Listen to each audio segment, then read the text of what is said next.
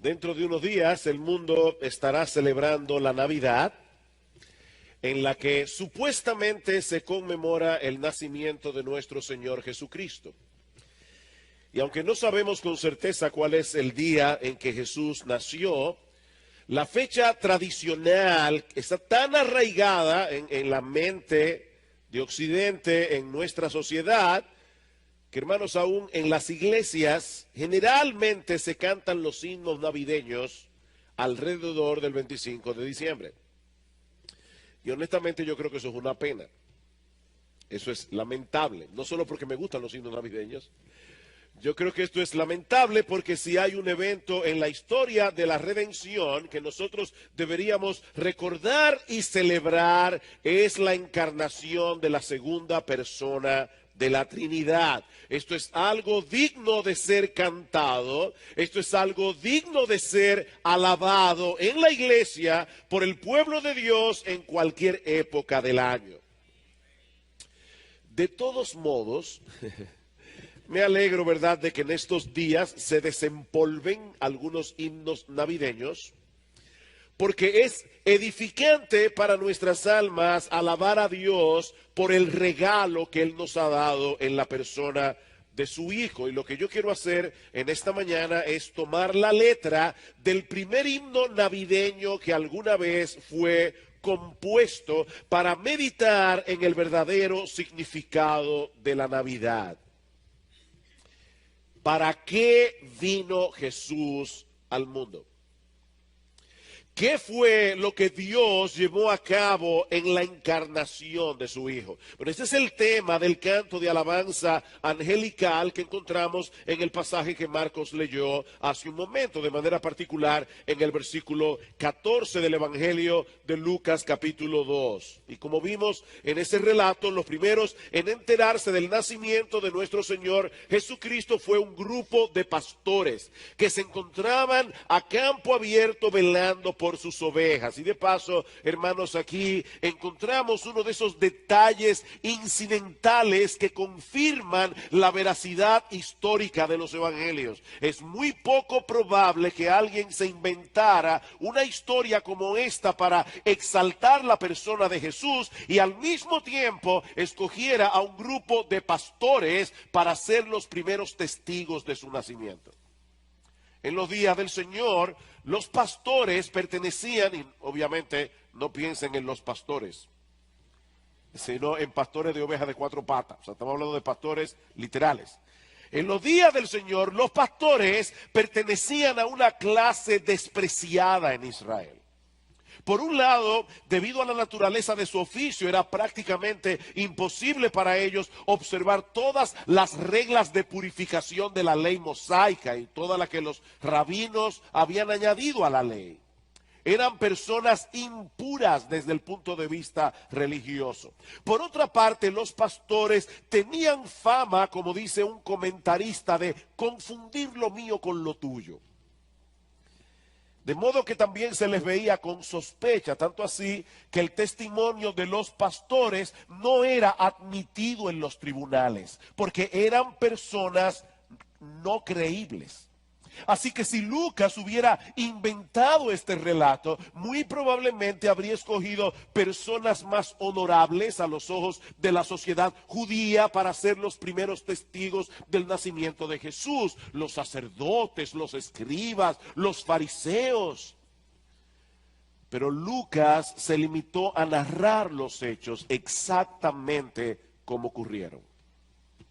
Estos pastores estaban cuidando el rebaño en medio de la quietud de la noche, cuando repentinamente se les presentó un ángel del Señor. Y dice el texto en el versículo 9 que ellos fueron rodeados de la gloria del Señor. Esta gloria era una manifestación visible de la presencia especial de Dios, como la que vemos, por ejemplo, en el Éxodo, cuando los hijos de Israel salieron de Egipto. ¿Recuerdan cómo Dios los guió a través del desierto por una columna de nube y de luz, una columna de fuego? Esa es la gloria de Dios. En el Antiguo Testamento esas manifestaciones solían ocurrir en el templo. Pero aquí hace su aparición en un campo abierto.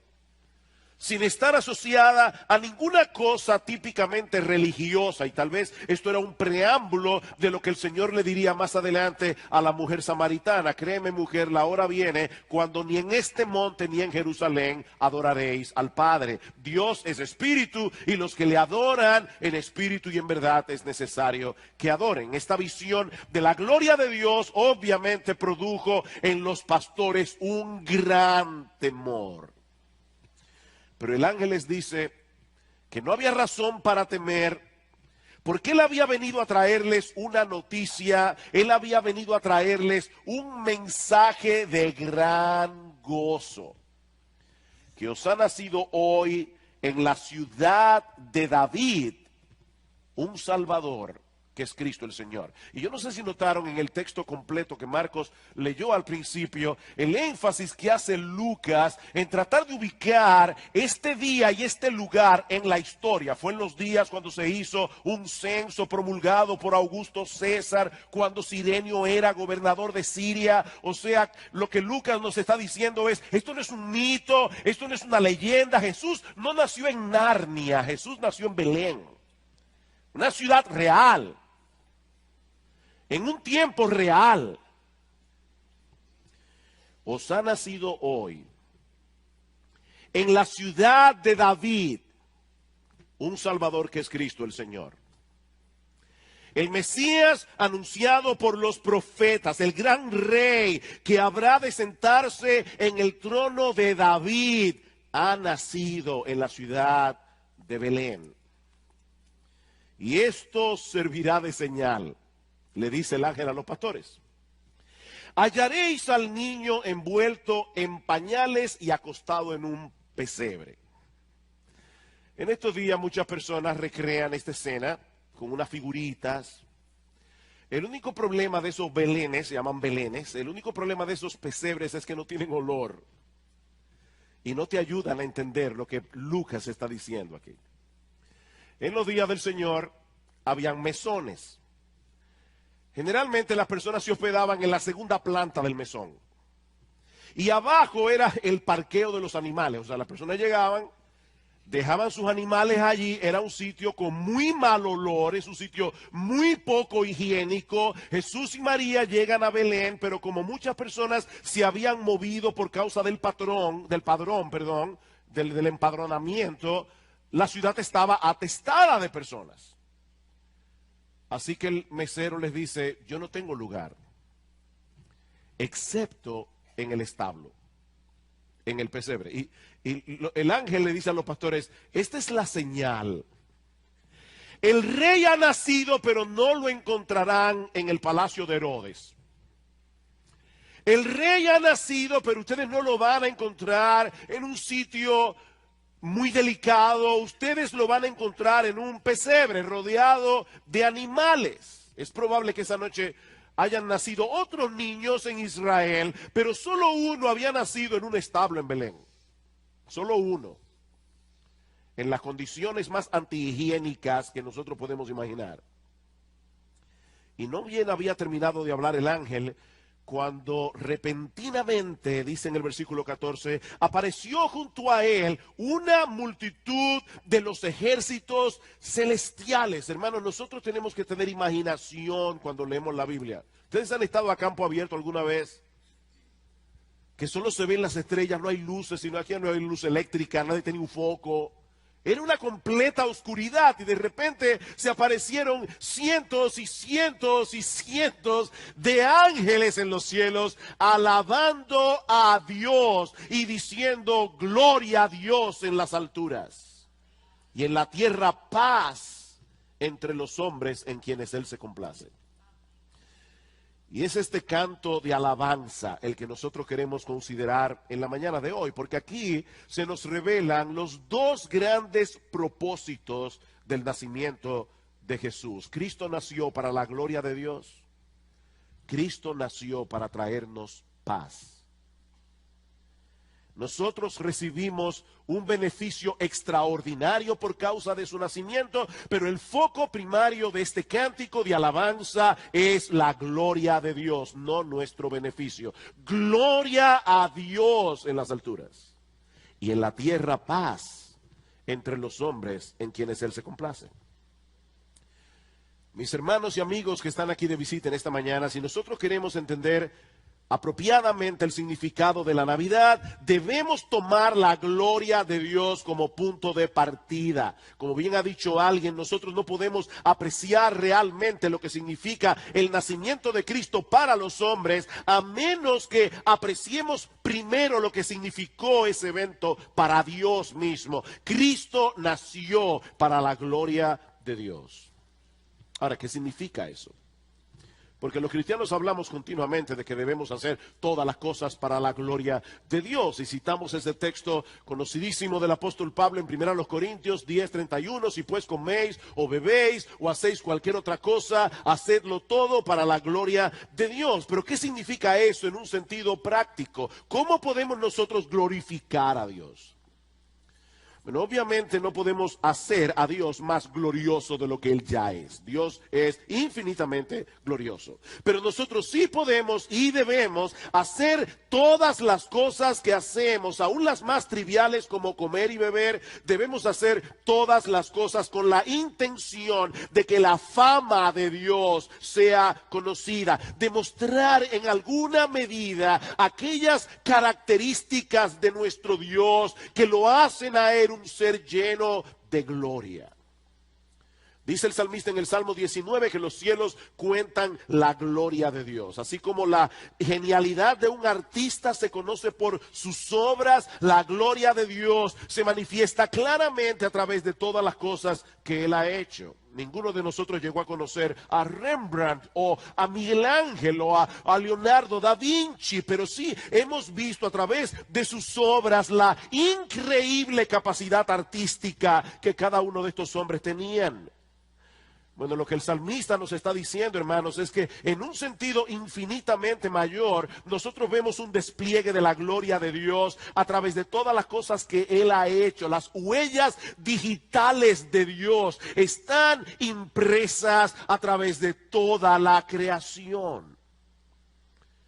Si una persona observa el universo sin prejuicio, debe llegar a la conclusión de que Dios existe. Debe llegar a la conclusión de que Él es un Dios muy sabio, de que Él es un Dios muy poderoso, de que Él es digno de honor, de que Él es digno de alabanza, de que Él es digno de adoración. Pero mis hermanos amados, de todas las cosas que Dios ha escogido para mostrar su gloria, ninguna es más extraordinaria. Ninguna es más elocuente que el nacimiento de nuestro Señor Jesucristo. No existe ninguna cosa creada, no existe ningún evento en la historia que se pueda comparar siquiera con este portento que sucedió en Belén. El Dios Todopoderoso, el Creador del universo, aquel que sostiene las galaxias, decidió asumir una naturaleza humana semejante en todo a la nuestra, excepto que Él no tenía pecado, para redimirnos del pecado. Y todo eso sin dejar de ser Dios. Sin dejar de ser Dios. Esa es la enseñanza de Pablo en Filipenses capítulo 2, ¿verdad? En los versículos 5 en adelante. Este texto es tan conocido, mis hermanos, que la familiaridad puede robarnos el sentido de asombro. Yo les pido que traten de escuchar este pasaje de las Escrituras como si nunca antes ustedes lo hubieran escuchado. Tened en vosotros este sentir que hubo también en Cristo Jesús, el cual, siendo en forma de Dios, no estimó el ser igual a Dios como cosa a que aferrarse, sino que se despojó a sí mismo, tomando forma de siervo, hecho semejante a los hombres, y estando en la condición de hombres, lo cual ya en sí mismo era una tremenda humillación para el Dios de gloria. Jesús continuó hacia un camino de más humillación, se humilló a sí mismo haciéndose obediente hasta la muerte y muerte de cruz. Jesús, siendo Dios, tomó forma de siervo. Jesús, siendo Dios, por obediencia al Padre, se humilló hasta la muerte. Mis hermanos, ese niño indefenso en los brazos de María era el Todopoderoso. ¿Ustedes oyeron eso? Déjenme repetirlo otra vez. Ese niño indefenso en los brazos de María era el Todopoderoso. Dios y hombre a la vez, al mismo tiempo, sin que su divinidad lo convirtiera en un superhombre y sin que su humanidad rebajara en nada todo lo que él era como Dios. Un autor de libros devocionales llamado Ken Gire lo pone de una manera que yo no puedo hacerlo, no tengo esa capacidad, pero él dice: la deidad vino a ser alimentada por el seno de una joven doncella. ¿Puede haber algo más misterioso o más profundo? El bebé termina de comer y suspira. La palabra divina reducida a unos pocos balbuceos. Entonces, por primera vez, sus ojos se fijan en su madre, la deidad esforzándose por enfocar. Ella toca sus manos pequeñitas y las manos que una vez esculpieron las montañas tratan de aferrarse a sus dedos. ¡Wow!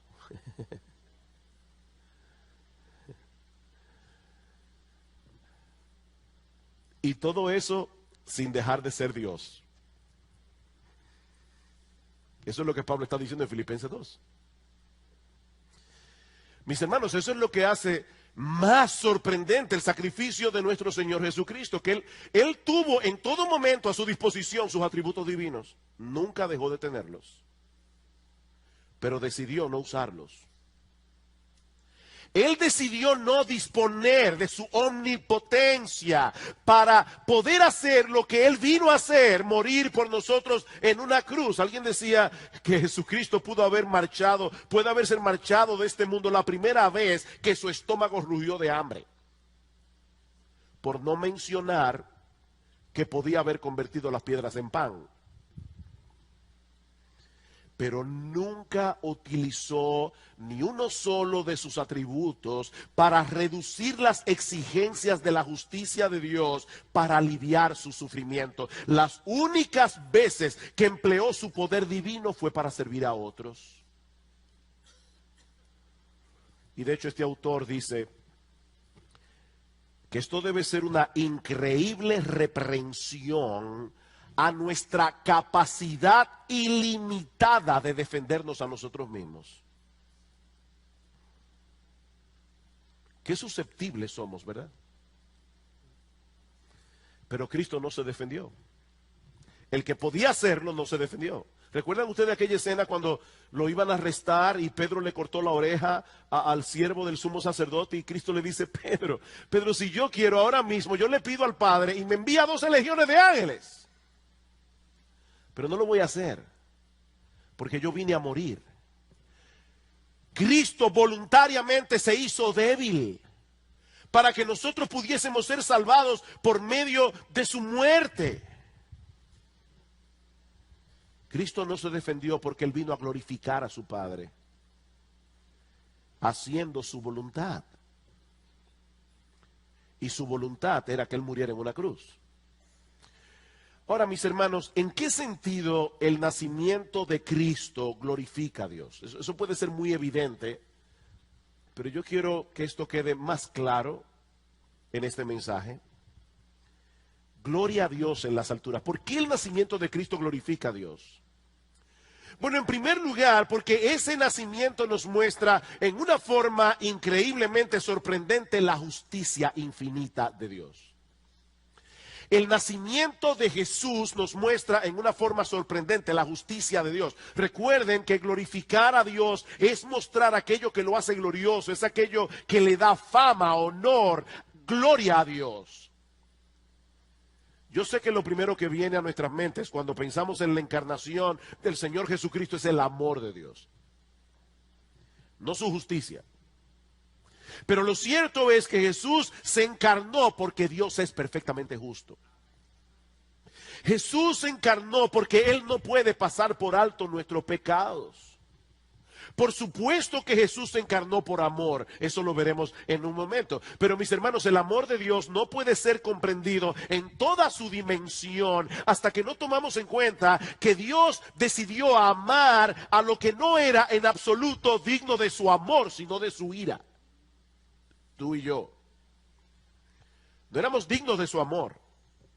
Pablo dice en Romanos capítulo 5 versículo 8 que Dios muestra su amor para con nosotros en que siendo aún pecadores, Cristo murió por nosotros. El pecado es tan natural para nosotros que nos resulta imposible entender lo que significa para Dios amar a personas como tú y como yo.